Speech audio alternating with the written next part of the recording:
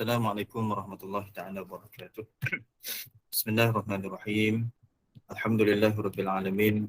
Wassalatu wassalamu ala asyrafil anbiya'i wal mursalin wa ala alihi wa sahbihi ajma'in. Subhanaka la ilma lana illa ma 'allamtana innaka antal alimul hakim. Wa la haula wa la quwwata illa billahil aliyyil azim. Allahumma shrah lana sudurana wa yassir umurana. Allahumma rabbana anzilna munzalan mubarakan wa anta khairul munzilin. Allahumma faqihna fid din wa 'allimna at-ta'wil wa hdina siratal mustaqim. Radina billahi rabba wa bil islam dina wa bi Muhammadin nabiyyan wa rasulah. Ilahi anta maqsudi wa ridhaka matlubi a'tini mahabbataka wa ma'rifatak. Muslimin muslimat sedang jamaah yang dirahmati Allah Subhanahu wa taala sekalian, alhamdulillah. Pertamanya kita merafakkan kesyukuran pada Allah Subhanahu wa taala pada malam ni ada ruang untuk sama-sama kita sambung lagi perbincangan berkaitan dengan bab solat. Dan dalam pertemuan sebelum ni kita dah habis cerita berkaitan dengan solat musafir. Di dalamnya ada berkaitan dengan solat qasar dan solat jamak dan beberapa syarat ataupun rukun yang perlu untuk kita fahami bila mana kita melaksanakan solat jamak dan juga solat qasar tersebut, kan? Dan saya rasa habislah perbincangan kita secara ringkas berkaitan dengan solat musafir tersebut. Dan pada malam ni kita nak masuk dalam topik yang baru, masih lagi dalam perbincangan dipanggil kitabus solat, perbincangan berkaitan dengan solat. Cuma ulama asingkan perbincangan yang kita bincangkan pada malam ini kerana dia satu topik yang panjang juga dibincangkan, cuma kita akan ringkaskan, dan dia ada satu topik yang terasing sedikit dalam perbincangan secara khususnya, kan? Iaitu kita nak sebut berkaitan dengan sujud sahwi, sujud syukur dan juga sujud tilawah. Itu antara daripada jenis-jenis sujud lah yang ada dalam sembahyang kita, kan? Cuma malam ni kita fokuskan berkaitan dengan sujud sahwi dahulu. Baik, sebelum tu dalam sembahyang dia ada beberapa istilah sujud. Beberapa istilah sujud. Yang pertama dipanggil sujud dalam sembahyang. Sujud dalam sembahyang tersebut 2 kali pada setiap rakaat. Itu sebagai rukun fi'li dalam sembahyang. Yang kedua dia ada sujud sahwi. Sujud sahwi iaitu sujud kerana lupa. Sujud kerana lupa. Itu kita akan bincangkan pada malam ini. Ada 4 sebab kenapa sujud sahwi disunatkan untuk kita lakukan. Yang ketiga, sujud tilawah. Sujud tilawah. Sujud tilawah ni dia ada dalam sembahyang dan dia ada luar sembahyang. Yang kalau sujud sahwi hanya ada dalam sembahyang. Sujud rukun fi'li dalam sembahyang itu memang dalam sembahyang je lah, kan? Cuma sujud tilawah ni dia ada 2. Dia boleh berlaku dalam sembahyang dan dia boleh berlaku luar daripada sembahyang, kan? Dan satu lagi sujud yang tidak berlaku dalam sembahyang tetapi namanya sujud adalah sujud syukur, kan? Sujud syukur. Dalam mazhab kita, mazhab Syafi'i ini, kaedah sujud syukur ini dia berbeza dengan sujud syukur dalam mazhab yang lain, antaranya mazhab Hanafi. Jadi sebab tu kita kena faham cara untuk melaksanakan sujud syukur itu macam mana.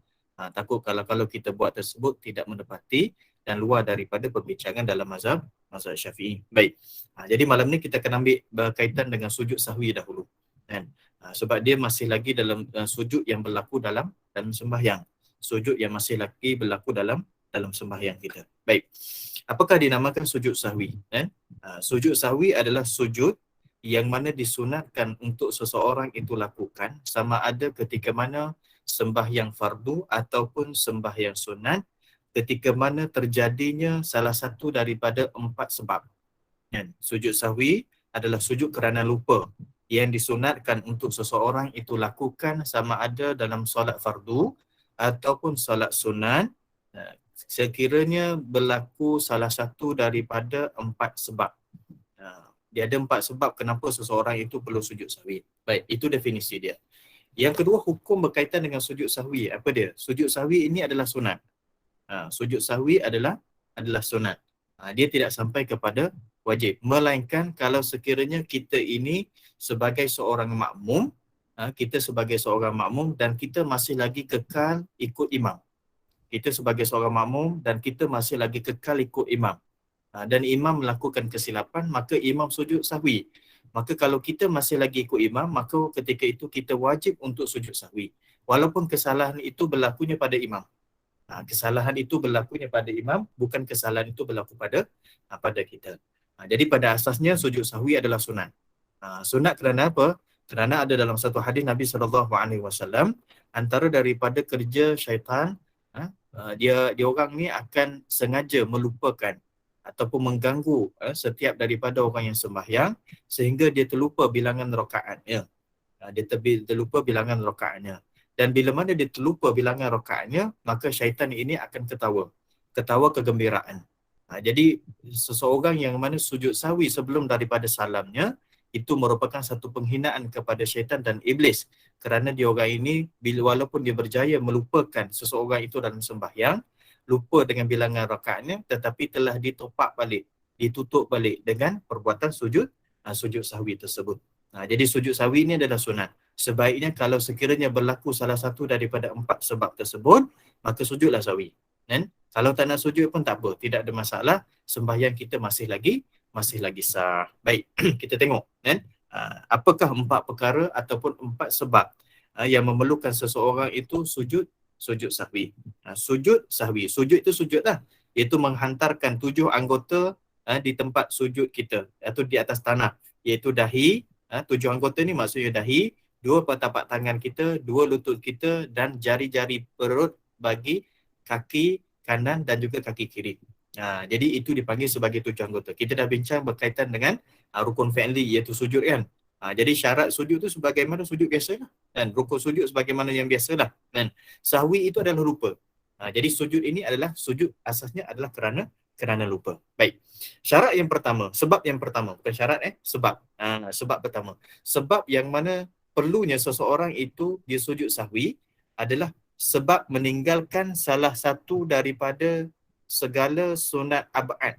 Sama ada ditinggalkan secara sengaja ataupun ditinggalkan secara kerana terlupa. Meninggalkan salah satu daripada sunat ab'ad. Meninggalkan salah satu daripada sunat ab'ad.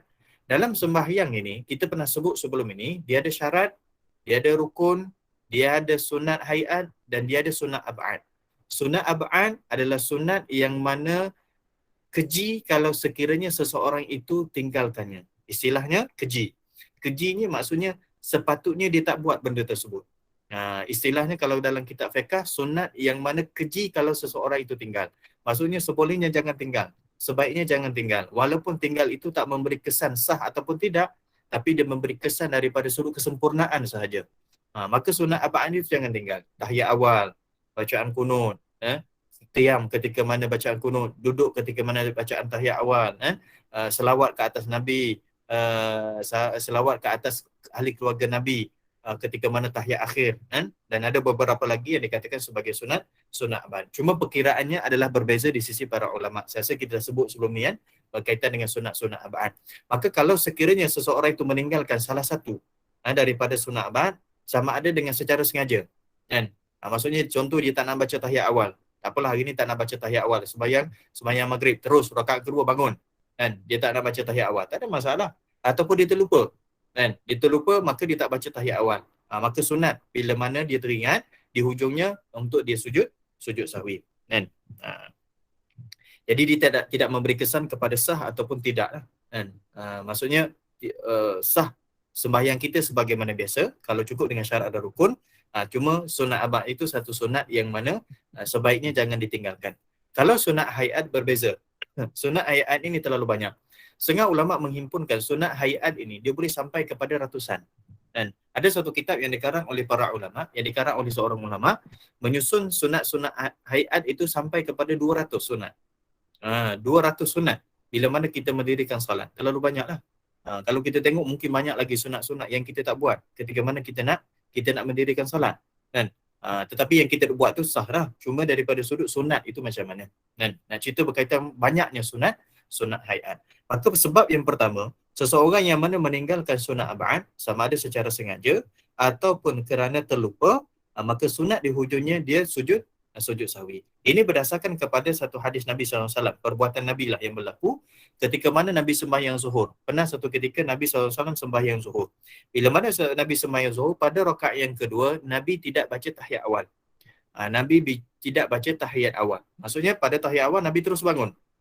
Nabi terus bangun. Bila mana di hujungnya, Nabi sujud sahwi. Menunjukkan di sana perbuatan Nabi terlupa untuk baca tahiyat awal. Kan? Jadi kita pun persoal, Nabi pun lupa juga. Baik, kita kena faham bahawa Nabi ini menunjukkan syariat. Nabi nak tunjukkan syariat. Kalau Nabi tak tunjukkan syariat itu kepada kita, macam mana kita nak buat kalau terjadinya satu perkara tersebut? Contoh kalau kita sembahyang, kita terlupa baca tahiyat awal. Macam mana kita nak buat? Sedangkan pada zaman Nabi tak pernah berlaku pun. Jadi Nabi tunjuk tersebut adalah kerana salah satu nak menzahirkan syariat dalam Islam itu macam mana. Sama juga dalam satu kisah berlaku bila mana balik dalam peperangan. Balik dalam satu medan peperangan.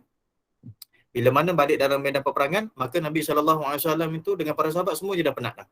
Bila mana semua dah penat, maka ketika itu Nabi SAW kata, siapa nak jaga?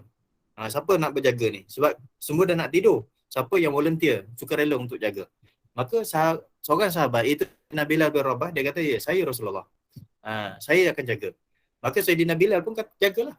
Dan sahabat Nabi dengan sahabat lain tidur sebab penat. Balik dalam medan peperangan. Dalam perjalanan, dia akan berhenti. Malam dekat-dekat dah nak subuh dah. Kan? Jadi bila mana sahabat tidur, Rasulullah pun tidur, Sayyidina Bilal pun dia ambil dia punya unta atau kuda dia, lepas tu dia menyandar di kuda dia ataupun unta dia tu. Dan kenderaan dia, kuda kalau tak silap. Dia menyandar dan menghadap kepada matahari naik. Menghadap kepada matahari naik. Jadi kalau sekiranya matahari naik, timbul dia punya tanda masuknya waktu subuh, maka dia akan azan lah. Jadi dalam keadaan dia bersandar tersebut, di sini kita tidur. Kerana penat sangat. Jadi bila mana tertidur, semua sahabat tidur bersama Nabi SAW, maka matahari naik sampaikan cahaya matahari itu terkena wajah Nabi SAW. Nak cerita bahawa waktu subuh dah habis dah. Dan orang yang pertama sedar adalah Nabi SAW. Bila mana tersedar, tengok hari dah siang dah, maka dia cari mana Bilal. Sebab Bilal kata dia yang nak jaga kan. Tiba-tiba Bilal pun terkejut, kata, minta maaf Rasulullah, aku pun sendiri tertidur. Maka Nabi SAW kata, okey tak apa, kita bergerak sedikit ke depan, lepas tu baru kita sembahyang, qada balik. Jadi apa nak cerita? Di sini Nabi nak tunjukkan syariat macam mana. Dan Nabi nak tunjukkan syariat macam mana kalau sekiranya kita terlepas waktu, adanya ruang untuk kita qada, dan wajibnya kita qada. Sama juga dengan Nabi tertinggal 2 rakaat, pada rakaat yang kedua Nabi tak baca tahiyat awal. Itu Nabi SAW nak tunjukkan syariat. Baik, itu yang pertama meninggalkan salah satu daripada sunat ab'ad, iaitu tahiyat awal ke, bacaan kunut ke, kan. Cuma tuan-tuan kena hati-hati, terutamanya bacaan tahiyat awal dan juga kunut ini. Dan bagi kita, kalau yang biasa kita tak tinggal, tiba-tiba kita tertinggal, kita nak turun balik. Dia ada kaedah dia. Dia ada kaedah dia. Baik, bila mana kita tertinggal bacaan tahiyat awal daripada rakaat yang kedua, sekarang duduk kat rakaat yang kedua ni pada sujud yang kedua. Jadi kita bangun. Bila mana kita bangun tersebut, kita terus bangun. Sama ada kita bangun tersebut direct daripada sujud terus bangun, ataupun kita daripada sujud kita duduk istirahat seketika, lepas tu baru kita bangun. Ketika mana kita bangun tersebut, kita baru ingat, aku tak baca tahiyat awal lah. Adakah boleh kita bangun, kita turun balik untuk baca tahiyat awal tersebut? Baik. Jawapannya, kita kena tengok kedudukan kita. Masa kita bangun dari itu, adakah kita dah melepasi ataupun kita sampai pada kedudukan seumpama hampir berdiri? Ataupun lepas daripada kedudukan sekurang-kurang rukuk. Sekurang-kurang rukuknya macam mana? Kalau kita bincang berkaitan dengan rukuk sebelum ini, kalau sekiranya seseorang itu dia tunduk kepada rukuk, dia punya tapak tangan ini sentuh kepada dia punya lutut dia. Itu sekurang-kurang rukuk. Walaupun belakang dia tu tak straight macam bentuk L tu kan, badan dia. Hanya bentuknya macam bongkok macam tu. Kerana apa? Sebab tangan dia dah sampai betul-betul. Tapak tangan dah sentuh dengan lutut. Itu dipanggil sebagai sekurang-kurang rukuk. Jadi dia dah melepasi daripada sekurang-kurang rukuk, dia dah tak boleh turun dah. Sebab apa? Sebab dia dah masuk pada kedudukan yang mana nak masuk kepada kedudukan qiyam. Nak masuk pada kedudukan berdiri. Maka jangan turun. Tak apa, biarkan saja. Dan selepas pada ketika itu tahiyat awal. salah satu daripada sunat abad, tak pernah tinggal sebelum ini, tapi tertinggal ketika itu, kita tak boleh turun kalau kita dah sampai pada kedudukan melepasi sekurang-kurangnya kedudukan rukuk. Kan? Maksudnya orang tengok macam tu, dia dah nak masuk kepada berdiri dah ketika itu kan, tak boleh turun. Kalau dia turun juga, dalam keadaan dia tahu tak boleh turun, maka batal sembahyang dia. Perbuatan itu dikira sebagai haram dan dikira sebagai batal. Tapi kalau dia tak tahu, tidak ada masalah. Sekarang kita dah tahu lah kan. Sekarang kita dah tahu jangan turun kan. Ada seorang tu, ada jenis orang tu kadang-kadang dia rasa tak sempurna sembahyang dia sebab tertinggal tahiyat awal. Dia berhenti sembahyang, dia sembahyang balik. Haram Perbuatan dia menghentikan sembahyang tanpa alasan yang kukuh mengikut daripada perbicaraan hukum syaraknya, maka haram perbuatan dia. Tak boleh bagi salam main-main. Keluar daripada sembahyang tak boleh. Dan contoh dia tengah sembahyang, bila mana tengah sembahyang dia rasa macam nak kencing. Nak qada hajat. Dia tak boleh berhenti. Haram dia berhenti, melainkan kalau sekiranya dia tu jenis tak tahan. Jenis tak tahan. Ataupun dia sakit perut, memang sakit perut sangat-sangat yang dia tak boleh tahan. Maka ketika itu dia boleh berhenti. Sebab kalau dia tak berhenti, mungkin boleh menyebabkan mudarat, terkeluar najis dan sebagainya. Itu tak apa. Tapi kalau sekiranya tengah sembahyang, baru je takbir, Allahu Akbar, rasa nak terkentut, rasa nak terkencing, tapi kita boleh tahan lagi, maka wajib kita tahan. Jangan berhenti. Tak boleh lagi berhenti. Rasa tak sempurnalah sembahyang kita, itulah cerita. Sebab kita dah masuk dalam sembahyang. Benda tersebut tidak mendatangkan mudarat kepada kita. Dan cuma menghilangkan kekhusyukan sedikit mungkin ketika mana kita sembahyang. Sama juga, kalau kita tertinggal sunat abad, jangan berhenti sembahyang. Kan? Ada orang yang berhenti sembahyang. Sebab apa? Sebab dia rasa tak sempurna. Teruskan sembahyang sebagaimana biasa. Maka penghujungnya top up dengan apa? Top up yang dengan sujud sahwi. Itu sebab yang pertama. Sebab yang kedua. Saya terlupa. Itu tahiyat awal. Kunut satu lagi. Kunut, kalau sekiranya kita ini dah menghantarkan ataupun dahi kita hampir dah nak sentuh kepada tempat sujud, sedangkan kita tertinggal kunut, maka jangan bangkit. Dan sami Allahu liman hamidah. Dan Allahu Akbar. Turun itu tangan kita dah sampai kepada, tangan dah letak dah. Lutut dah letak tempat sujud. Tangan dah letak dah dua tempat sujud, dahi tak sampai lagi, dahi tak letak lagi, maka tangan dan lutut dah letak dah, tiba-tiba kita teringat, aku tak baca kunut lagi, jangan bangkit, jangan bangun. Jangan bangun baca kunut. Sebab apa? Sebab kita dah sampai pada kedudukan yang nak masuk dah kepada rukuk tersebut. Kedudukan kepada sujud tadi. Kalau sekiranya kita bangkit, kita bangun juga untuk semata-mata baca kunut tersebut dan kita tahu benda tersebut tak boleh, boleh menyebabkan batal, kita bangun juga, maka batal sembahyang kita. Dan tapi kalau kita tahu, insya-Allah lah kita tak buat kan, tapi mungkin kita terlupa kan. Terlupa tu mungkin ada. Maka bila mana sampai pada kedudukan macam tu, biarkan saja terus sujud sebagaimana biasa. Sebab yang kedua memerlukan seseorang itu sujud sahwi, iaitu mengerjakan sesuatu perbuatan yang tidak membatalkan sembahyang kalau dia buat itu dengan lupa. Tetapi kalau dia buat itu dengan sengaja, akan batal. Dia melakukan sesuatu perbuatan yang mana tak batal perbuatan tersebut, atau sesuatu perbuatan tersebut tidak batal kalau dia buat dalam keadaan lupa. Tapi kalau dia buat dalam keadaan sengaja, batal lah. Jadi isu sekarang lupalah. Contoh macam mana? Berkata-kata dengan sedikit. Berkata-kata dengan sedikit. Ataupun jenis orang yang terlatah keluar perkataan, terkejut. Tengah sembahyang, tiba-tiba dengar orang main mercun ke, ataupun bunyi benda meletup ke apa saja, terkeluar sesuatu perkataan daripada mulut dia, perkataan yang sedikit saja. Itu tindakan dia yang dia bukan sengaja, tapi terlupa atau tindakan refleks dia. Tak batal sembahyang. Jangan berhenti sembahyang, teruskan sembahyang. Tapi sunat dia sujud sahwi nanti. Ataupun dia termakan sedikit. Ini kita dah bahas berkaitan dengan perkara yang membatalkan solat. Kalau sekiranya dia termakan sedikit apa yang berbaki daripada mulut dia dengan terlupa. Contoh, lepas daripada makan, dah berkumur dah. Lepas makan, dah berkumur dah. Masa sembahyang tersebut, ada yang melekat celah-celah gigi itu, kira terkeluar. Masuk kawasan lidah dia. Jadi dia terlupa, dia pergi telan. Hanya sedikit saja. Jadi menelan sedikit sahaja makanan yang ada dalam mulut kerana terlupa, tak batal. Tak batal sembahyang. Tapi sunat sujud sahwi nanti. Sunat sujud sujud sahwi. Kan? Sama juga kalau sekiranya air, kalau sekiranya mungkin kalau ada air yang berbaki daripada mulut dia, maka dia tertelan dengan cara yang terlupa, bukan air liur ataupun air liur yang bercampur dengan air yang luar, terlupa, maka pada masa tersebut tak batal. Kerana apa? Kerana terlupa. Tetapi sunat untuk dia sujud sahwi. Apa lagi?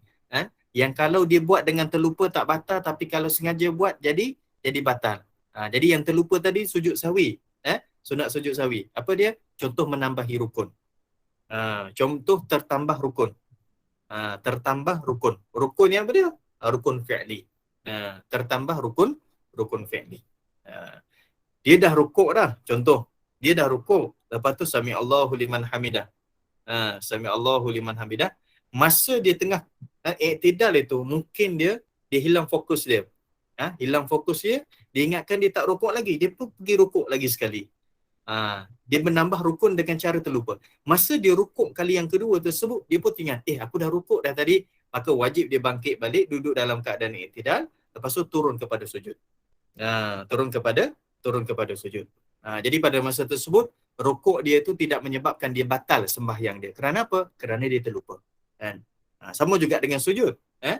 Sama juga dengan sujud. Jadi ketika mana duduk antara dua sujud ataupun duduk istirahat lah. Duduk istirahat. Dia sujud yang pertama, duduk antara dua sujud. Lepas tu dia pun duduk sujud kali yang kedua.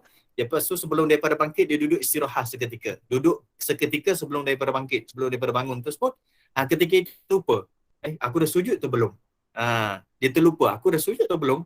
Dia pun sujud dah. Bila mana dia sujud, kali yang ketiga dia ingat lah, tadi dah sujud dah, wajib dia terus bangkit balik. Bangkit kepada qiyam. Jadi yang terlupa tadi tu tidak menyebabkan batal sembahyang dia, tetapi sunat untuk dia sujud sahwi. Mungkinlah banyak kali berlaku ni sebab kita terlupa. Sebab apa kita terlupa dalam sembahyang? Sebab kita hilang fokus. Sebab apa kita hilang fokus? Sebab kita tak tarik perhatian kita ketika mana kita sembahyang. Banyak benda-benda yang melalaikan kita ketika mana sembahyang. Antaranya sejadah, tempat sujud kita. Pernah terjadi pada zaman Nabi SAW, seorang sahabat ini, dia hadiahkan kain ridak. Kain ridak, kain yang diletakkan di atas bahu tu, biasa orang lelaki kan. Dan kain tersebut Nabi SAW dia akan guna untuk buat sejadah. Maka satu hari Nabi gunakan kain yang dihadiahkan oleh sahabat tersebut, dihamparkan sebagai sejadah. Maka kain tersebut dia banyak corak dia. Corak-corak dia banyak kan. Kain sekarang banyak corak. Sama juga sejadah. Kita kiaskan kepada sejadah. Lepas daripada habis sembahyang, Nabi SAW bagi kepada seorang sahabat. Dia kata minta bagi kepada sahabat ni, nama sekian-sekian, yang bagi hadiah kepada Rasulullah tadi, kain ridak tadi, minta tukar. Sebab apa? Sebab corak-corak ini mengganggu aku ketika mana aku solat. Jadi kita ketika mana kita sembahyang, sejadah kita dengan corak-corak yang pelbagai, kadang-kadang memang dia akan mengganggu kekhusyukan kita. Itulah yang menyebabkan salah satunya kita terlupa bilangan rakaat, kita terlupa kita dah sujud dan sebagainya. Apa lagi yang menyebabkan kita ini terlupa, hilang fokus? Contohnya, ini pun berlaku pada zaman Nabi SAW, itu cincin orang perempuan. Orang perempuan mungkinlah tak nampak sebab dia masa di sembahyang tu tangan dia tu dalam telekung dia. Tapi orang lelaki pakai cincin. Maka ketika mana Nabi sembahyang, cincin dia punya permata dia ke atas. Ke atas itu, maka Nabi terganggu dengan bentuk yang atas itu. Dia ada ukiran dia. Maka bila mana Nabi sembahyang, seterusnya Nabi akan pusing. Jadi yang kalau kita bahagian permata ni letak dalam ni. Pusing dalam ni. Itu antara yang Nabi SAW. Sebab apa? Sebab dia terganggu dengan bentuk ataupun ukiran pada cincin tersebut. Supaya mengelakkan bila mana sembahyang Nabi pusing masuk ke dalam. Kita lagi lah. Sekarang dengan desain-desainnya yang pelbagai, lebih-lebih lagi lah. Kadang-kadang bukan kita pakai cincin, orang sebelah pakai cincin. Jadi kalau kita ni jenis pakai cincin, yang pertama niat sunnah tu bagus. Tapi masa sembahyang jangan sampai orang sebelah itu terganggu. Sampai orang sebelah tu terganggu. Kerana kecantikan desain cincin kita ataupun menariknya cincin kita. Apa lagi? Jam kita. Itu antara benda-benda yang boleh menyebabkan kita hilang fokus dalam solat, yang melupakan kita dengan bilangan rakaat dan sebagainya.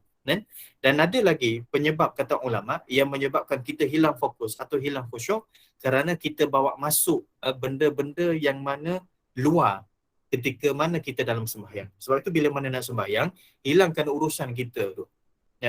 Hilangkan urusan kita, letak tepi. Kita set minda kita bahawa kerja ni aku boleh sambung sekejap lagi. Jangan duk fikir. Lepas tu istighfar dahulu.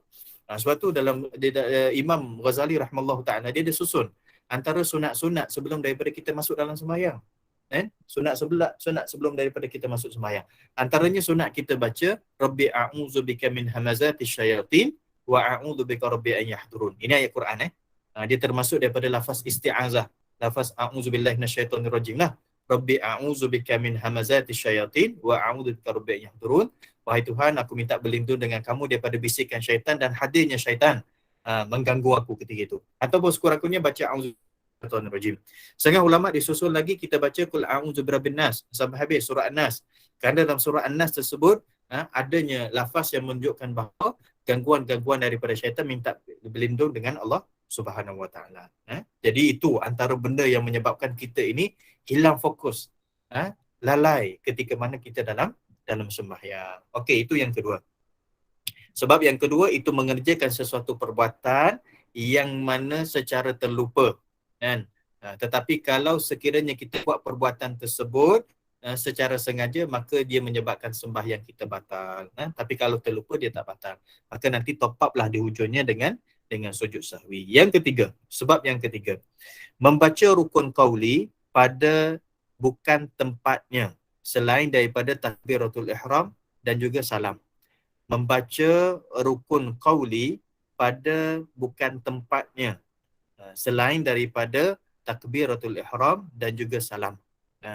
Ataupun membaca bacaan sunat-sunat lain, bacaan sunat-sunat lain yang bukan rukun qauli pada bukan tempatnya. Ini ada dua perkara. Yang ketiga ni digabung terus. Yang pertama, kita baca rukun qauli bukan pada tempatnya. Kita baca rukun qauli bukan pada tempatnya. Tetapi jangan berkaitan dengan takbiratul ihram dengan salam. Kalau pada takbiratul ihram itu kita ganti dengan yang lain, tak sah sembahyang. Yang salam kita ganti dengan yang lain, tak sah juga. Dan contoh takbiratul ihram ni lafaz Allahu Akbar, kita pergi baca Assalamualaikum, tak sah, tak boleh. Pada lafaz salam tersebut kita tukar dengan Allahu Akbar ataupun dengan bacaan yang lain, kan? Zikir yang lain, maka tak boleh. Dua ni tak boleh tukar. Kalau tertukar dua benda ni, dia boleh menyebabkan batal sembahyang. Tetapi pada tempat lain, rukun qauli yang lain, antaranya pada qiyam. Pada qiyam itu kita pergi baca tahiyat. Jangan terjadikan. Tapi ketika mana kadang-kadang pada tahiyat pergi baca bismillah, baca Fatihah pun ada juga. Maksudnya kita tertukar. Masa qiyam tu mungkin kerana lalai, pergi baca at-tahiyatul mubah. Mungkin. Kan? Maksudnya kita telah memindahkan bacaan tahiyat tersebut yang sepatutnya pada duduk, tapi baca pada qiyam. Ataupun ketika mana kita duduk dalam keadaan tahiyat awal, tahiyat akhir, terbaca Fatihah. Baca sekerat dah. Ihdinas siratal mustaqim. Aku sepatutnya baca tahiyat kan? Terlupa. Maka ketika itu sembahyang kita tak batal. Kerana apa? Kerana kita terlupa. Ataupun mungkin dengan sengaja. Setengah ulama kata tak batal juga. Walaupun dengan sengaja pun masih lagi tak batal. Sebab apa? Sebab dia bukan pada takbir dan dia bukan pada salam. Tetapi pada masa tersebut, cacat sembahyang kita, maka kena top up ataupun kena tutupkan kecacatan tersebut dengan sujud sahwi. Ataupun kita baca mana-mana tasbih, bacaan zikir yang bukan pada tempatnya. Subhana rabbil a'la, baca bukan tempatnya. Subhana rabbil azim, baca bukan tempatnya. Zikir masa rukuk dia baca pada sujud. Masa sujud zikir baca yang rukuk terbalik. Kan? Sami Allahu liman hamidah itu baca, tapi Rabbana lakal hamd tak, pergi baca dengan zikir yang lain. Maka tertukar zikir tersebut ketika mana bukan tempat dia. Walaupun zikir itu adalah sunat, pun sunat untuk kita sujud sahwi. Sama ada secara saja ataupun secara kerana terlupa. Maka kedua-dua ini sunat juga untuk kita sujud sahwi. Kan? Tapi kalau kita terlupa baca surah dahulu sebelum daripada baca Fatihah, macam mana? Kita baca surah dahulu, baru kita baca surah Fatihah. Mungkin kerana terlupa. Bila mana kita terlupa, tapi kedudukan baik, ketika mana kita qiyam, kita terlupa pergi baca surah dahulu. Maksudnya surah yang sunat dahulu kita terlupa baca, barulah kita pergi baca baca Fatihah. Adakah ketika itu sunat sujud sahwi? Tak sunat. Sebab apa? Sebab surah itu bacaannya adalah pada qiyam. Fatihah pun adalah qiyam juga ketika mana qiyam. Cuma tertukar daripada sudut tertib sahaja. Kan? Contoh lepas daripada baca doa iftitah, kita pergi baca surah. Contoh baca Qul ya ayyuhal kafirun. Lepas baca Qul ya ayyuhal kafirun, baru kita pergi baca suratul Fatihah. Sama ada sengaja ataupun sama ada kerana terlupa, maka ketika itu kita tidak sunat untuk sujud sahwi. Kena faham? Bila mana tidak sunat untuk sujud sahwi, kita pergi sujud sahwi, dia boleh menyebabkan kita menambahi sesuatu perkara yang bukan dalam solat. Sebab apa kita tertukar dengan bilangan dengan tertib bacaan surah dengan Fatihah tadi? Tak dikenakan sunat, tak disunatkan untuk kita sujud sahwi, kerana surah itu adalah pada qiyam dan bacaan suratul Fatihah pun adalah pada qiyam juga. Okey, sama juga ketika mana tahiyat. Ketika mana bacaan tahiyat. Tahiyat tersebut kita pergi selawat dahulu. Dan kita pergi selawat dulu. Itu selawat ke atas Nabi, ahli keluarga Nabi. Allahumma salli ala sayyidina Muhammad wa ala sayyidina Muhammad. At-tahiyyatul mubarakatus salawatut thayyibatullah. Baru baca. Adakah dikira sunat untuk kita sujud sahwi? Tak sunat. Sebab apa? Sebab ketika itu selawat adalah ketika mana duduk, bacaan tahiyat pun adalah ketika duduk. Maka dia tidak bertindih ketika itu. Tapi kita kena baca baliklah susunan tu. Susunan tu kita kena baca balik. Kan? Itu kaedah dia. Itu yang ketiga. Dan yang keempat, yang terakhir sekali, sebab yang keempat untuk seseorang itu sunat untuk sujud sahwi adalah syak seseorang itu meninggalkan sesuatu daripada sunat ab'ad ataupun syak meninggalkan sesuatu daripada rukun fi'li ataupun rukun qauli. Syak seseorang itu pada meninggalkan sesuatu daripada sunat ab'ad ataupun syak seseorang itu pada meninggalkan mana-mana rukun fi'li.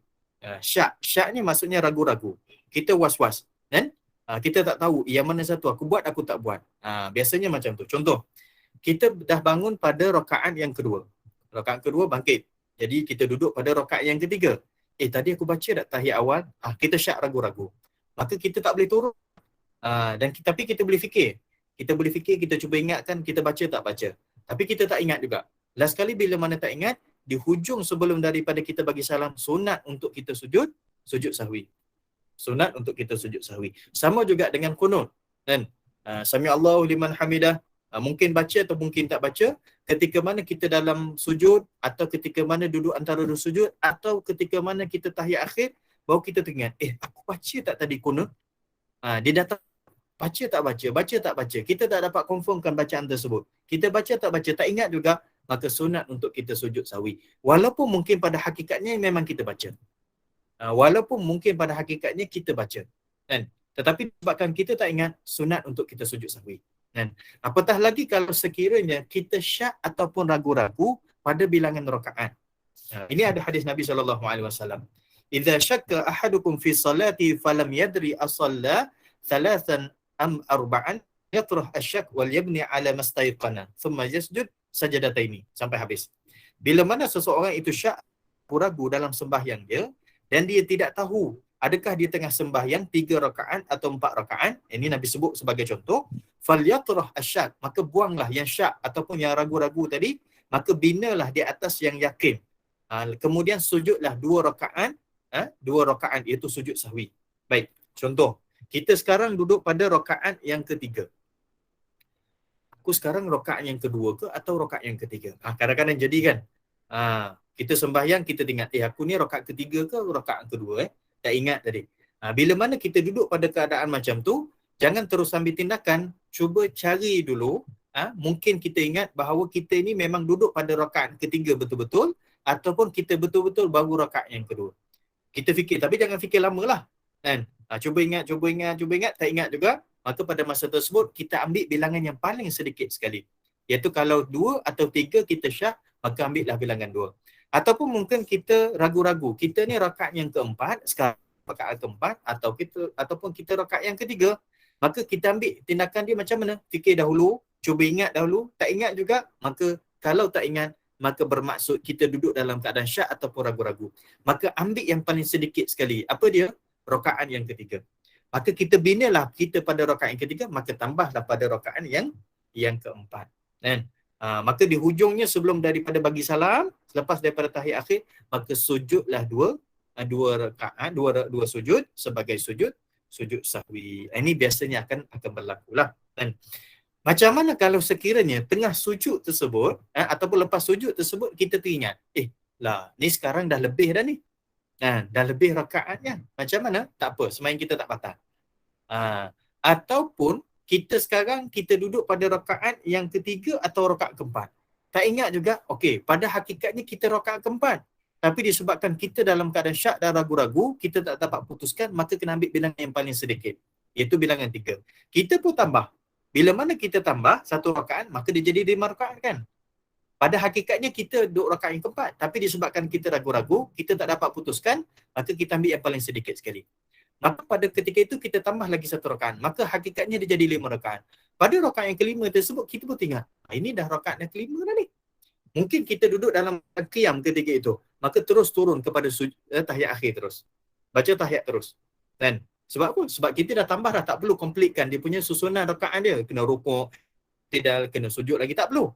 Sebab kita dah bangkit pada rakaat yang kelima. Tak perlu teruskan. Kalau kita teruskan juga, sedangkan kita tahu pada ketika itu kita rakaat kelima, batal sembahyang kita. Nampak jadi kita tambah itu kerana apa? Kerana kita tak tahu kita bilangan yang keberapa sebenarnya. Tapi kalau kita dah confirm bilangan tersebut dah cukup, maka jangan ditambah. Kalau kita tambah dan kita tahu tambah tersebut boleh menyebabkan batal sembahyang, maka batal sembahyang kalau tetap tambah. Kan? Itulah 4 sebab 4 sebab kenapa seseorang itu sunat untuk sujud sahwi. Sunat bukan wajib. Kan?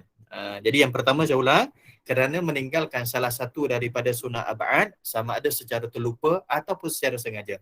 Yang kedua, mengerjakan sesuatu perbuatan yang tidak membatalkan sembahyang kalau dia buat secara terlupa, tetapi batal kalau dia buat dalam keadaan sengaja. Contohnya penambahan rukun secara sengaja kan.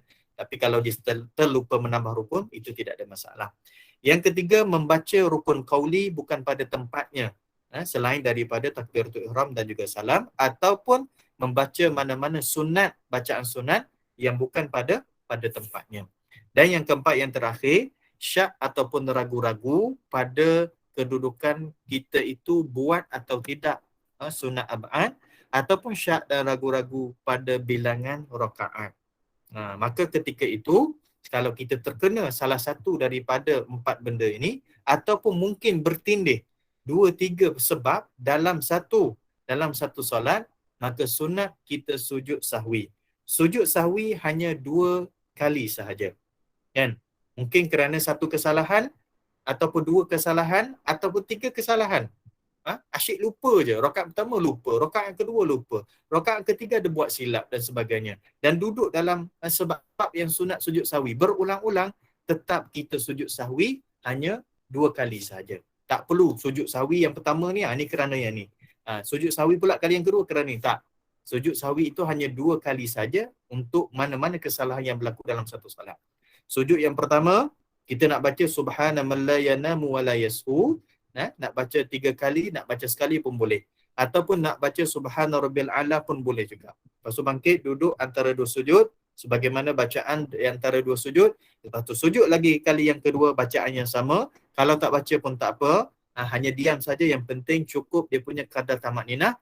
Lepas tu bangkit, duduk kepada kedudukan sebagaimana kita tahiyat dan terus bagi salam. Berlakunya sujud sahwi ini adalah selepas daripada habis bacaan tahiyat akhir kita. Fil alamina innaka hamidum majid. Tuan-tuan nak baca doa. Allahumma inni a'udzubika min adzabil qabri wa min fitnatil dajjal dan sampai habis dan sebagainya. Baca dulu. Barulah kita sujud. Lepas daripada sujud yang pertama, duduk antara 2 sujud, sujud kali yang kedua, lepas tu bangkit, terus duduk sebagaimana kedudukan tahiyat akhir, lepas tu bagi salam. Assalamualaikum warahmatullahi wabarakatuh. Cuma dalam mazhab Syafi'i, kalau sekiranya kita memang niat untuk sujud sahwi. Maksudnya ketika mana kita sembahyang, kita ada buat kesilapan dan disunatkan untuk kita sujud sahwi, dan kita memang niat, aku nak sujud sahwi sekejap lagi.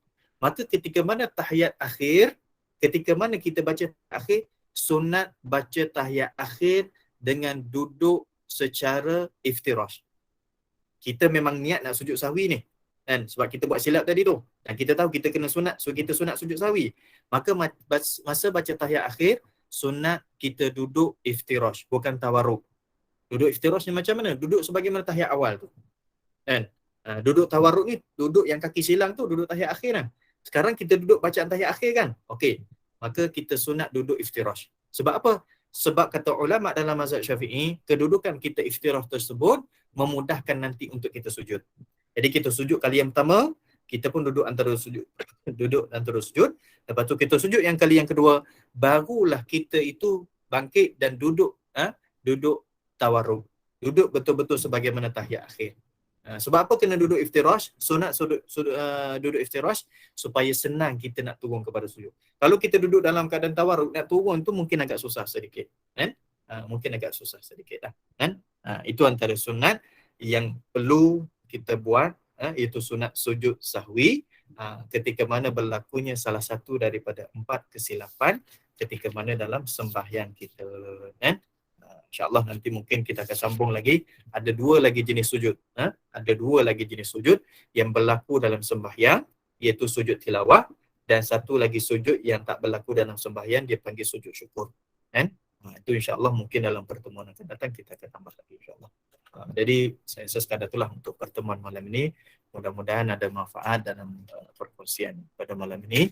Ada mohon maaf mungkin bahasa atau contoh yang tidak sesuai. Yang penting kita boleh memahami perbincangan dalam mazhab kita Syafi'i secara khususnya berkaitan dengan sujud sahwi. Subhanakallahumma bihamdika asyhadu an la ilaha illa anta astaghfiruka wa atubu ilaik. Saya serahkan kembali kepada moderator.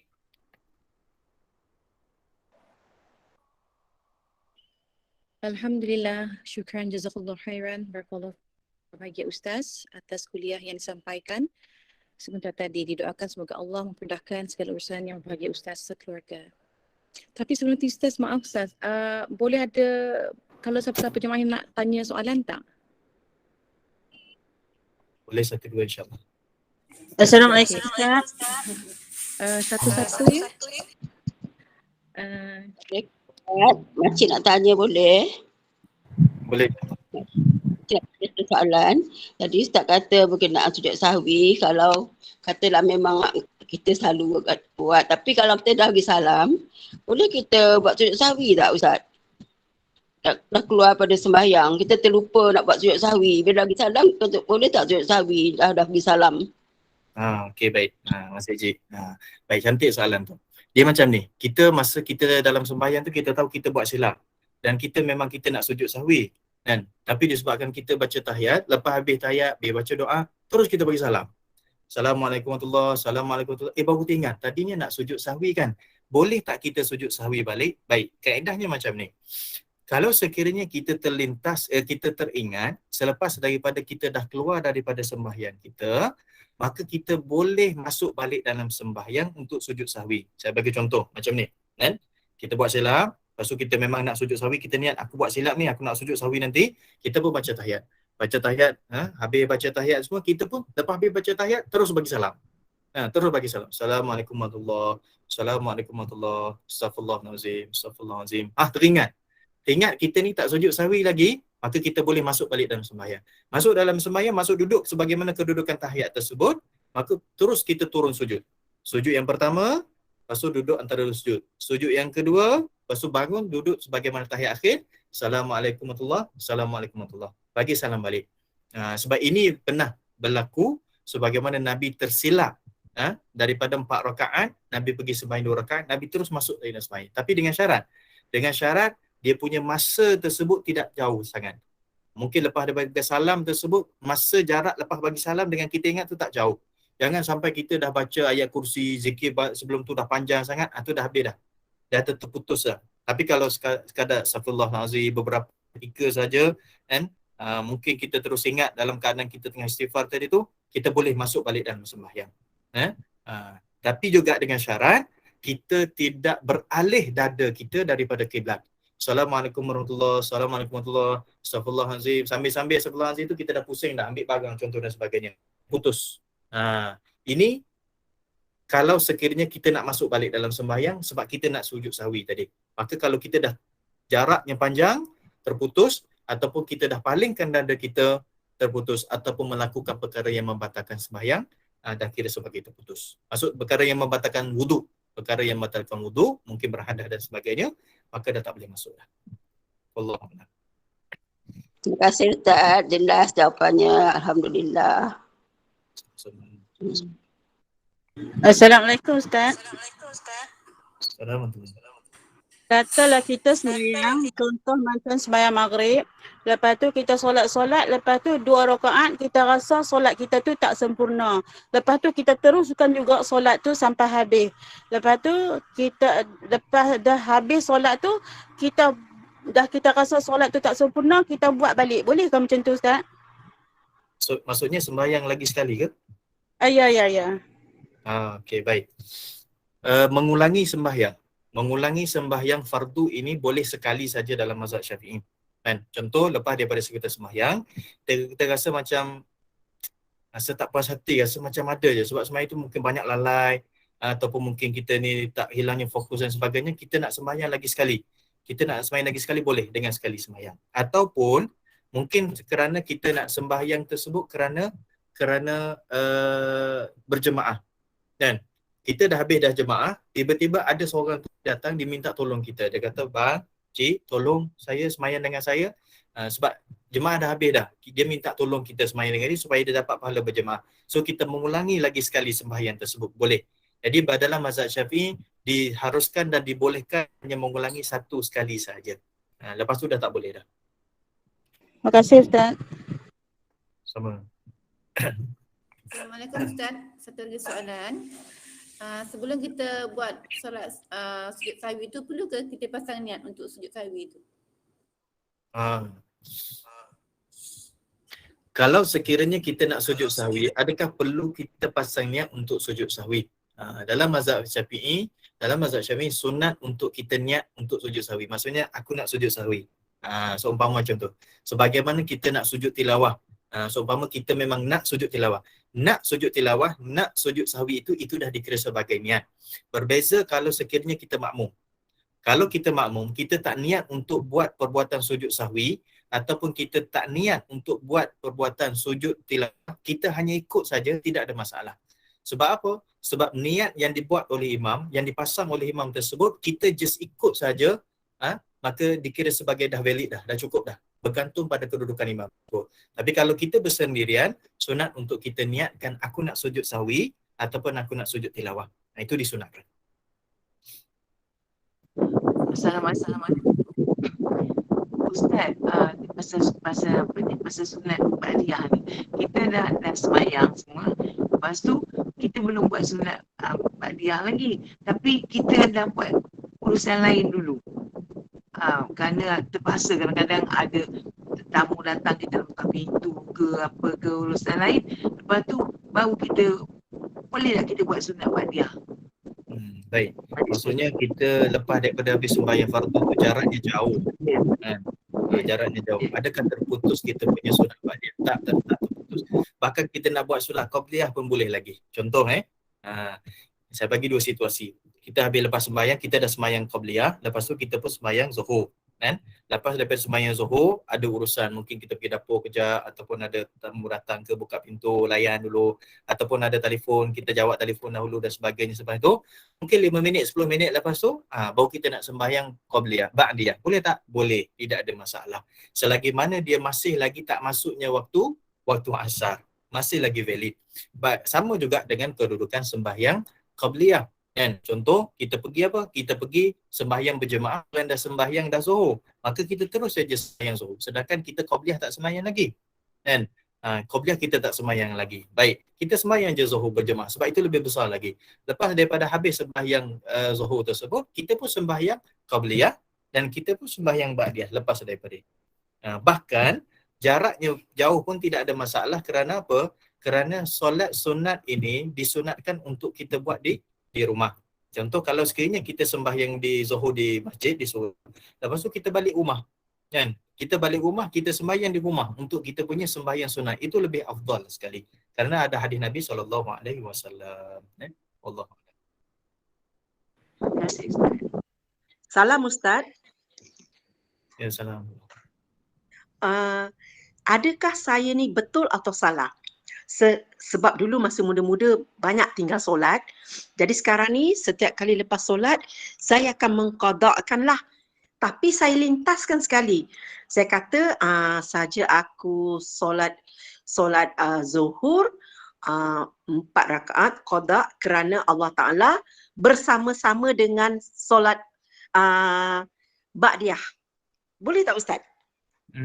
Saya Gabung tu. lintaskan 2 in 1. Baik. Tak boleh bagi solat fardu, dia tak boleh gabung. Dia tak boleh gabung dengan yang sunat. Sebagaimana yang fardu, puasa fardu dia tak boleh gabung dengan yang sunat dalam keadaan-keadaan tertentu. Kan? Sebab itu kalau orang yang ada puasa qada lebih afdal dia puasa niat yang qada itu, bukan niat yang sunat Syawal itu. Itu ada antara pendapat, tak silap saya, Imam Ramli. Cuma Imam Ibn Hajar kata boleh. Tapi cara yang paling selamat sekali, siapa yang ada puasa qada, dia puasa qada sebagaimana biasa, maka dia akan dapat pahala sunat itu sendiri. Maka lebih-lebih lagi dengan dia tak boleh combine macam tu. Dia tak boleh niat dalam satu niat bagi sembahyang fardu dengan sembahyang yang sunat. Sebab apa? Sebab dia tak boleh masuk, dia tak boleh join sekali ketika itu. Beza kalau sunat dengan sunat. Sunat dengan sunat ada tempat-tempat tertentu boleh. Jadi kalau kita sembahyang qada je. Sembahyang fardu je. Jangan gabung dengan qabliyah dengan ba'diyah. Dia adalah terasing. Dan Nabi SAW pun buat secara terasing. Cuma kalau sekiranya sembahyang sunat kita nak gabungkan boleh. Dan antaranya contoh sembahyang sunat lepas maghrib dengan sembahyang sunat awabin. Sembahyang sunat awabin khilaf ulama. Ada ulama mengatakan solat sunat awabin adalah selepas daripada maghrib, di antara maghrib dengan isyak. Paling banyak 20 rakaat. Paling banyak 20 rakaat. Jadi kita niat lepas daripada maghrib sahaja aku sembahyang ba'diyah maghrib dan sunat awabin, ataupun sahaja aku sembahyang ba'diyah maghrib dan awabi, 2 rakaat kan Allah Ta'ala. 2 pahala kita akan dapat sekaligus. Itu boleh gabung. Tidak ada masalah. Tapi kalau yang fardu dengan sunat memang tak boleh. Terima kasih Ustaz. Terima kasih. Assalamualaikum Ustaz. Assalamualaikum. Kalau kata saya terlupa semayang witir, lepas tu bila saya jaga azan subuh, dengar azan subuh, perlukah saya qada ataupun saya teruskan semayang witir tu? Baik. Kalau kita tak buat sembahyang witir sebelum daripada tidur ataupun kita bangun sebelum daripada subuh tu, kita terlepas. Caranya macam mana? Witir ini terputus bila mana masuknya waktu subuh. Masuk waktu fajar maka terputus. Jadi cara macam mana? Kita boleh buat sebelum daripada kita sembahyang subuh. Kan? Kita sembahyang sunat fajar tu kan, 2 rakaat sebelum subuh tu. Lepas tu kita sembahyang witir 1 rakaat. Ataupun kita sembahyang witir dulu 1 rakaat. Ataupun kita sembahyang sunat sebelum subuh, baru kita sembahyang subuh. Sebab apa? Sebab kita buat lepas daripada waktu subuh tu dah dikira sebagai qada. Kan? Jadi kalau kita biarkan macam tu, rugilah. Sebab Nabi SAW pernah dia qada sembahyang tahajud yang pernah dia tertinggal. Jadi kita dah biasa dengan witir kan? Jadi jagalah. Jadi kita masih lagi nak kekalkan sebab tertinggal walaupun sunat, kita boleh qada.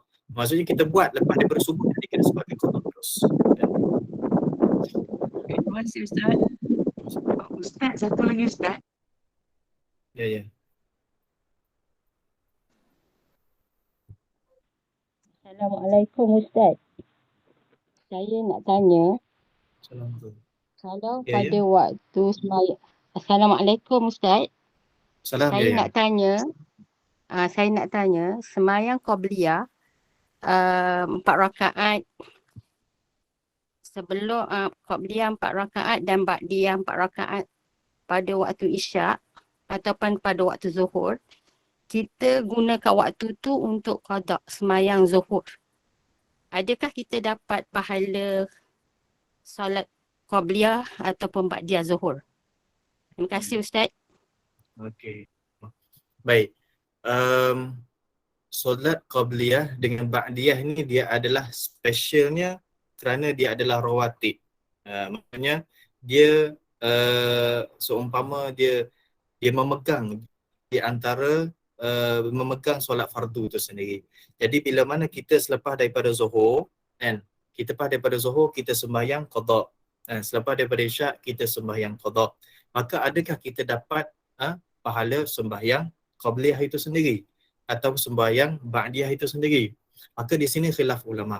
Ada ulama mengatakan kita tak dapat. Sebab apa? Sebab kita buat yang fardu tersebut, maka kita hanya dapatkan fardu itu saja. Maka kita tidak akan dapat yang sunat itu sendiri. Cuma ada juga ulama mengatakan kita dapat. Kan? So umpama contoh kalau sekiranya kita datang, saya bagi contoh tadi, orang yang datang pergi sembahyang, orang yang sembahyang jemaah, kita terus pergi sembahyang jemaah. Semasuk sembahyang jemaah Zuhur bersama dengan imam. Maka kita sembahyang jemaah bersama dengan imam Zuhur tadi tu, kita dah dapat pahala qabliyah Zuhur. Ada ulama berpendapat macam tu. Maka cara yang paling selamat sekali kita keluar daripada khilaf. Kaedah bila mana bertemu pendapat di sisi para ulama, maka kita ambil jalan yang paling selamat sekali, yang paling keluar daripada khilaf, iaitu kita sembahyang fardu sebagaimana biasa. Lepas sembahyang fardu, kalau sekiranya ada ruang kita nak solat lagi, maka barulah kita ambil ba'diyah ataupun qabliyah. Wallahu a'lam. Ustaz, maaf, ada satu lagi. Kita selalu kan lepas main tahajud, ada habis main tahajud, selalu kita habiskan dengan taubat. Sekali belum ambil lagi kita buat sunat taubat, dah masuk waktu subuh. Boleh tak kita semain sunat taubat dulu, baru kita semain subuh? Boleh, tidak ada masalah selagi mana kita belum sembahyang subuh. Kalau kita dah sembahyang subuh, tak boleh lah. Okey, harap maaf. Kalau ada apa-apa soalan, boleh kita akan bawa di kuliah akan datang. Ya Ustaz? Ya, Kita insyaAllah. tutup majlis. Okay. Alhamdulillah, syukran jazakallah khairan, barakallahu fiqh Al-Fadhil Ustaz Dr. Ahmad Mursyidi atas kuliah yang disampaikan sebentar tadi. Didoakan semoga Allah mempermudahkan segala urusan Ustaz sekeluarga. Syukran jazilan tim pengurusan Gema Yasin Nur Iman dalam menganjurkan majlis ilmu yang sangat bermanfaat ini. Syukran jazilan pada para hadirin muslimin muslimat yang dirahmati Allah. Semoga kita sentiasa hidup dalam keberkatan Allah Azza wa Jalla.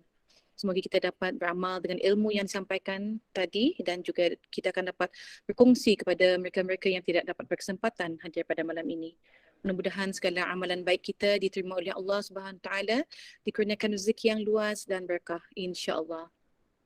Teruskan mengimarkan program Gema Yasin Nur Iman esok Isnin 21 Mac dimulai dengan majlis bacaan Asmaul Husna, Yasin, Salawat, Tazkirah dan doa yang akan dipimpin oleh Al-Fadhil Ustaz Muhammad Zain bin Junub pada pukul 6.45 pagi. Manakala pada pukul 10 pagi, kuliah duha, hadis-hadis sahih, terbukti masa kini bersama Al-Fadhil Ustaz Dr. Muhammad Ashraf bin Suairin. Diikuti dengan kuliah asar, pengajian Tahsin Al-Quran bersama Ustaz Abdullah Umar bin Muhammad Saleh pada pukul 5.30 petang. 8 malam kuliah Isya dengan kitab Kesempurnaan Muhammad Rasulullah SAW, Syama'il Muhammadiyah bersama Al-Fadhil, Kapten Ustaz Muhammad Naim bin Haji Ahmad, dan 9.15 malam yang berbahagia Ustaz Muhammad Sukri bin Abdul Jalil dan kitab Qalbun Salim. Sebelum kita mengakhiri majlis yang penuh berkah ini, kami dari Gema Yasin Nur Iman memohon maaf zahir batin jika ada kesilapan dan sebarang kekurangan sepanjang majlis ini. Sekali lagi dijemput Al-Fadhil Ustaz Dr. Ahmad Mursyidi untuk memimpin tasbih kifarah dan surah Al-As sebagai penutup majlis kita pada malam ini. Tafadhal Ustaz. Subhanakallahumma wa bihamdika asyhadu an la ilaha illa anta astaghfiruka wa atubu ilaik. Bismillahirrahmanirrahim. Al-'asr innal insana lafi khusr illa alladhina amanu wa tawassaw bil haqqi wa tawassaw. Bismillahirrahmanirrahim. Alhamdulillah ba'ami wassalamu ala syafii al-mursalin wa ala alihi washabbihi ajma'in. Allahumma fa'alna bima 'allamtana wa 'allimna ma yanfa'una wa zidna ilman nafi'a. Sallallahu ala sayyidina Muhammad walhamdulillahi rabbil alamin. Assalamualaikum warahmatullahi wabarakatuh. Terima kasih semua. Waalaikumsalam.